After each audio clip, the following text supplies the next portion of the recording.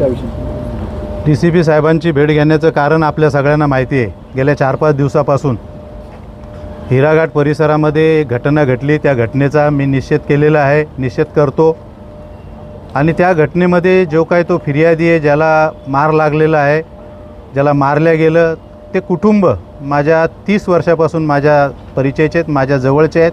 Pawar family आणि नाना पवार हे विठ्ठलवाडी रिक्षा स्टँडचे कार्यकर्ते आहेत।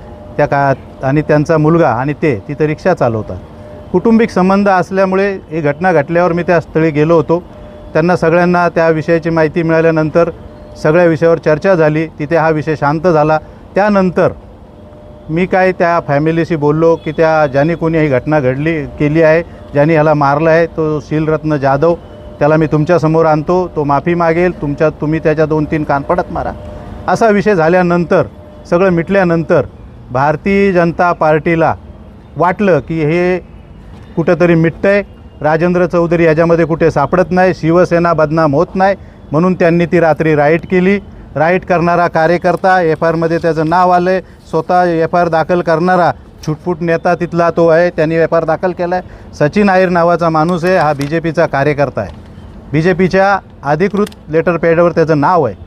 मग माझा ह्याच्यामध्ये एक प्रश्न आहे, आम्ही पोलिसांकडे तीच मागणी केली की तुम्ही ह्या प्रकरणाचं चौकशी करा।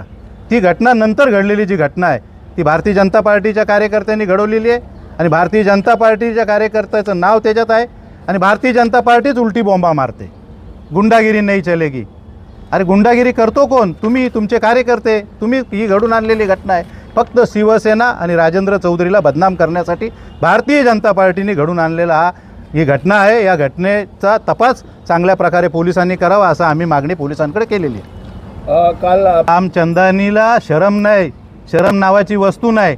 प्रदीप रामचंदानी सारखा नेता भारतीय जनता पार्टीचा नेता होऊ शकतो।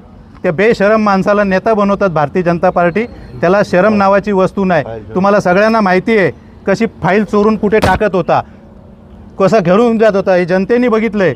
आणि तो चोर जर भारतीय जनता पार्टीचा नेता बनून जर उल्हासनगरमध्ये फिरत असेल तर तुम्ही सगळ्यांनी बघितलं आहे, भारतीय जनता पार्टीचे काही नगरसेवक त्याला कंटाळून भारतीय जनता पार्टी सोडून गेलेले आहेत, इकडं आलेले आहेत ह्या प्रदीप रामचंदानीमुळं। आता तरी भारतीय जनता पार्टीने अशा नेत्याबद्दल विचार करावा अशी माझी भारतीय जनता पार्टी मागणी आहे। आणि भारतीय जनता पार्टीला जेव्हा विधानसभेच्या निवडणुका असतात तेव्हा राजेंद्र चौधरी चालतो, शिवसेना चालते आणि राजेंद्र चौधरी आपल्याला निवडून आणतो, ते त्यांना माहिती आहे, तेव्हा त्यांना तो चालतो। नंतर राजेंद्र चौधरीच्या बापाची जागा किंवा राजेंद्र चौधरी गुंडा आहे, राजेंद्र चौधरीची गुंडागिरी चालून देणार नाही, तेव्हा निवडून आणायला त्यांना गुंड चालतो।